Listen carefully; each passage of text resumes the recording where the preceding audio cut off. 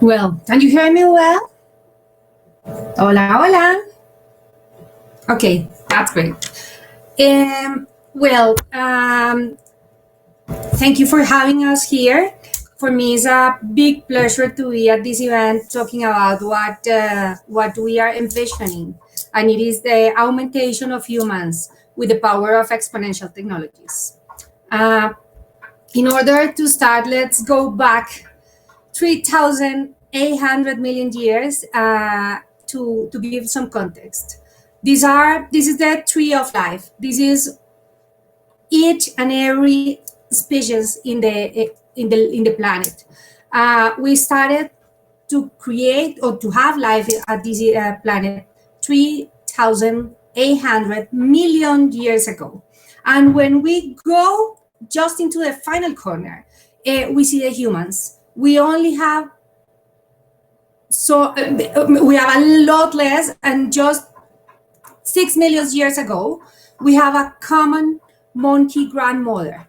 And it's amazing because when we go back and we see a completely tree of life, we see how we are just at the end. And it's not because we are the best ones or the more evolutionary because of the genes. Genetics, using CRISPR, now it's possible to see and compare genes in different species.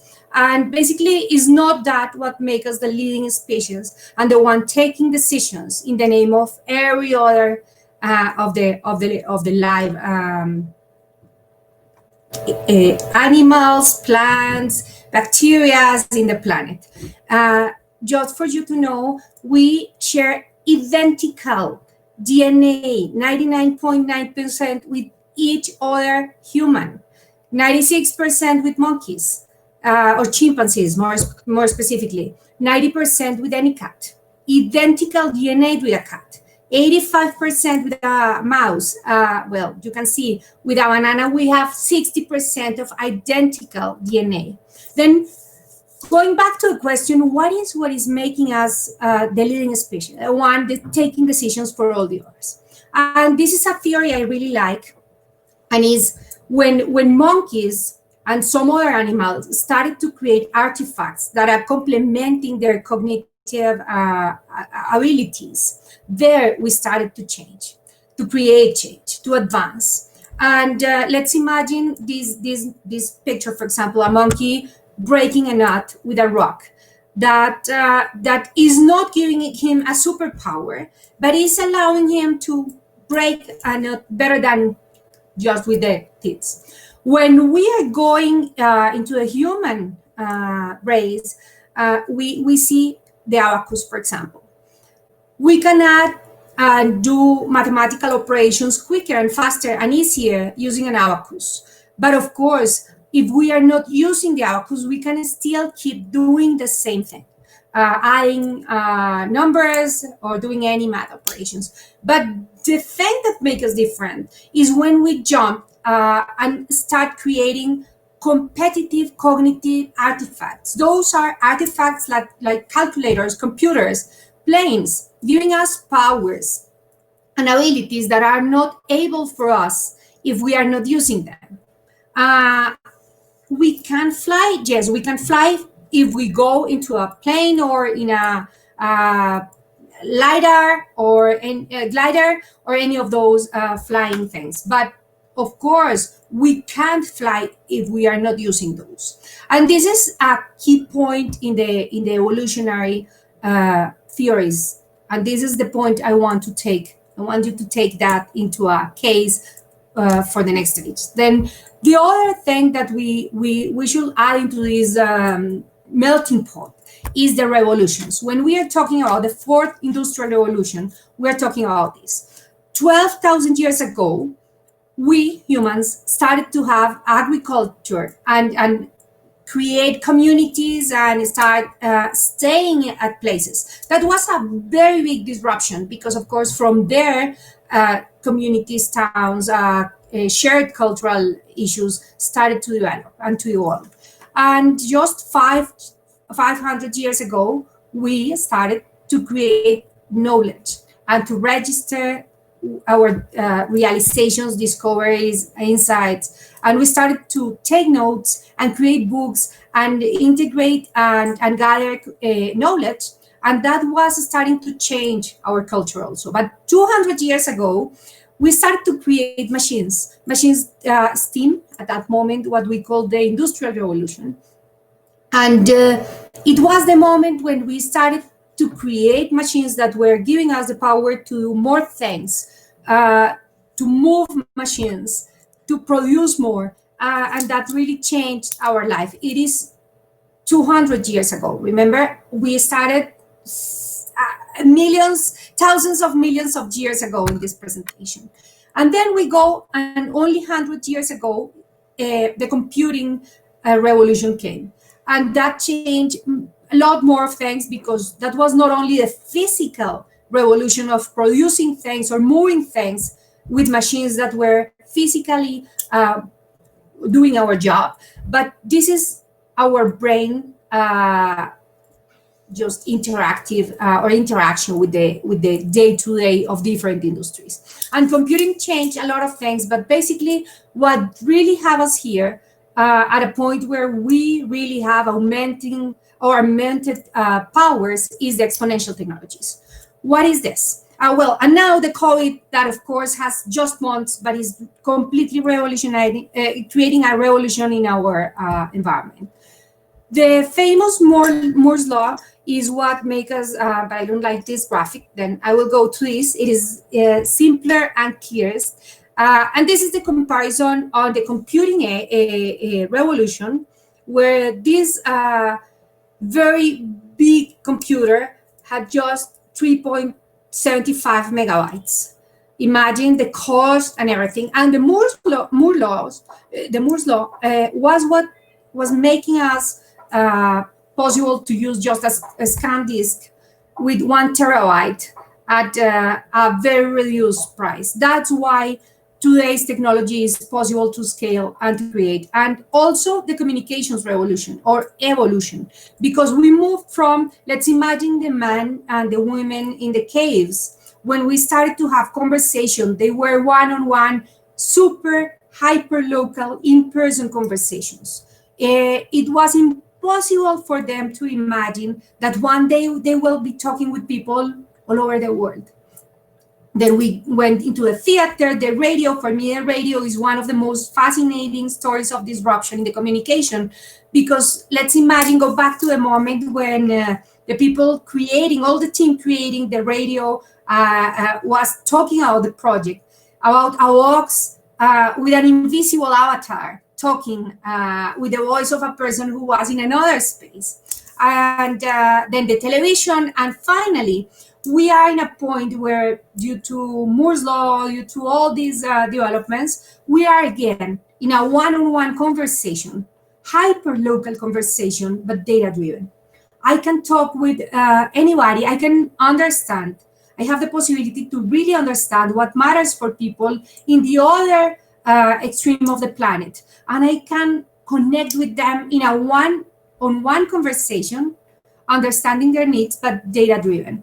And finally, we arrived to this point where exponential technologies are creating a completely different environment for the future of work.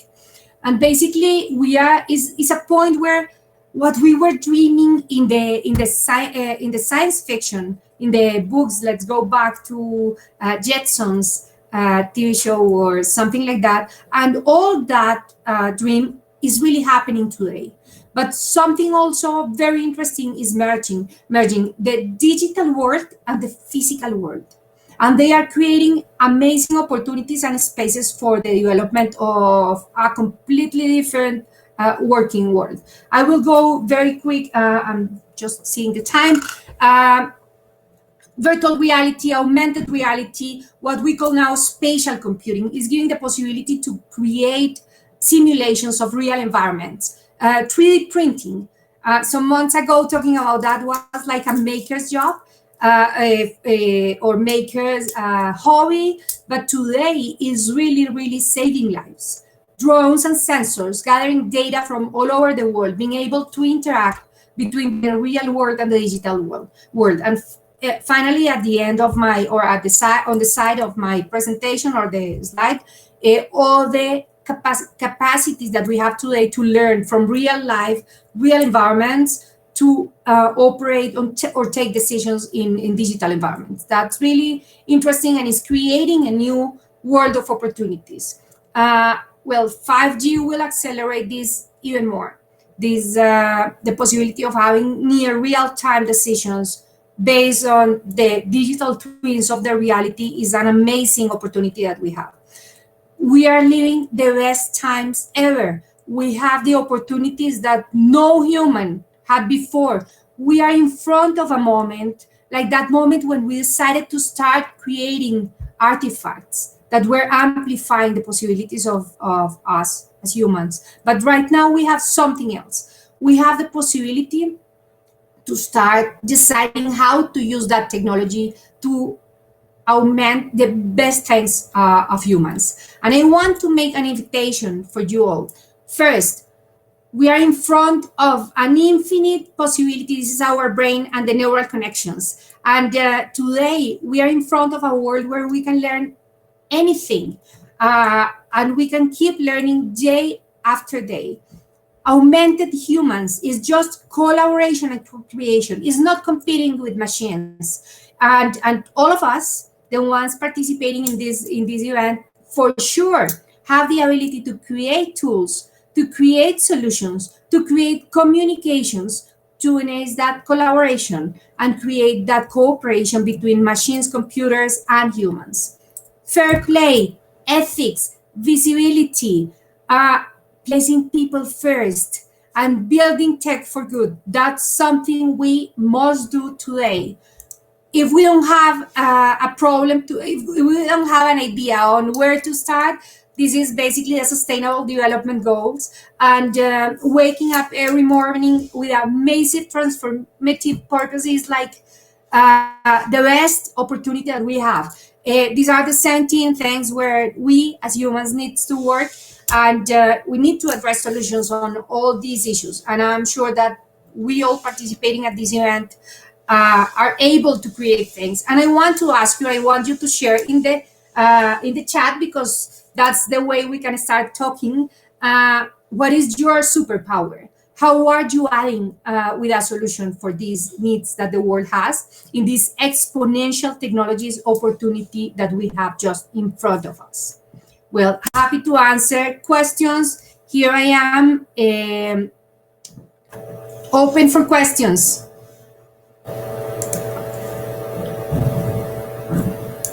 Well, I can see in the chat.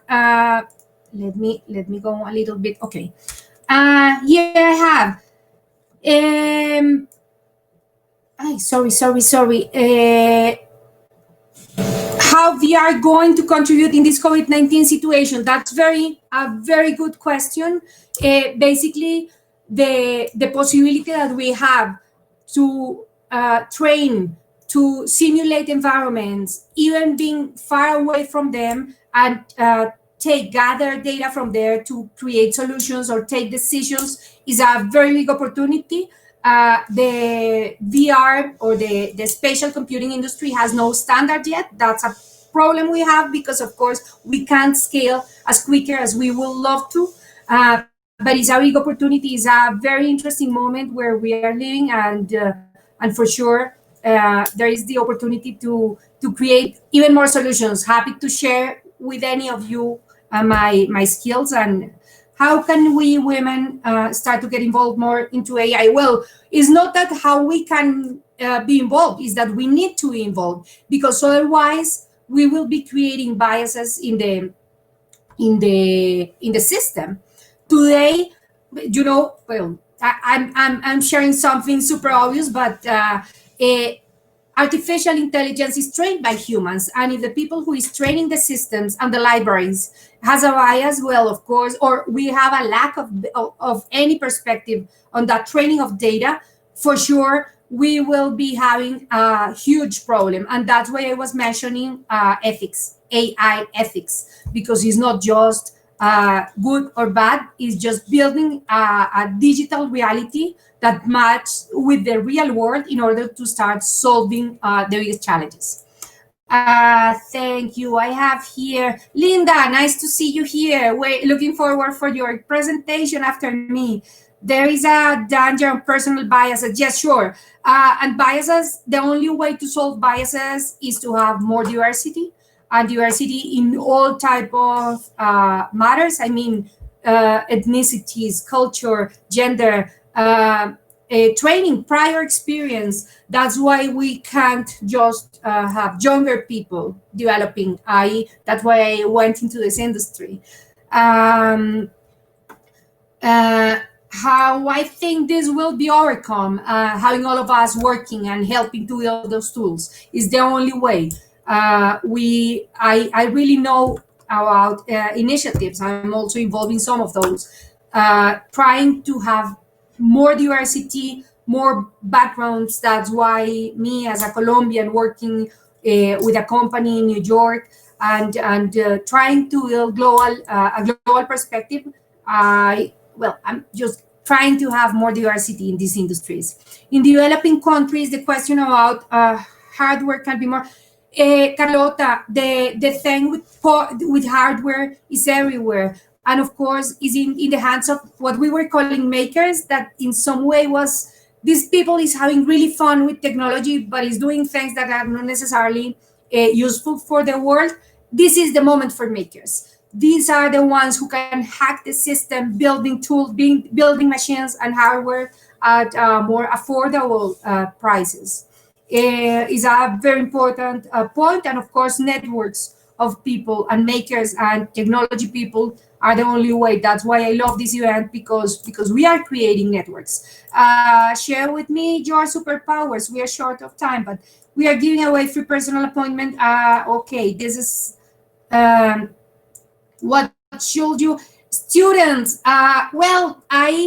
That's a good point. I started in the data in the advanced analytics world. Not that young.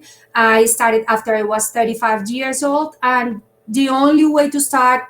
Somebody was mentioning the other day. The best day to see a tree is 100 years ago. 100 years ago. The second best one is today. Then start today, create networks. I'm happy to be connected. I'm not, I can't say I'm the most experienced person, but of course, I'm completely open to help in the creation of networks. I'm happy to share my experience. And, of course, happy to connect and see how we can do more together. Thank you. I think we are on time. Thank you very much. Bye-bye.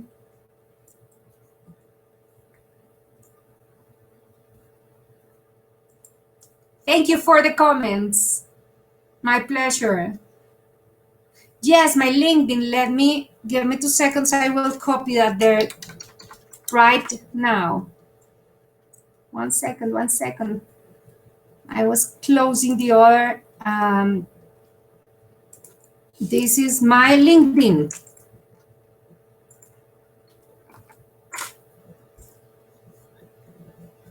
There's my LinkedIn. Happy to be connected.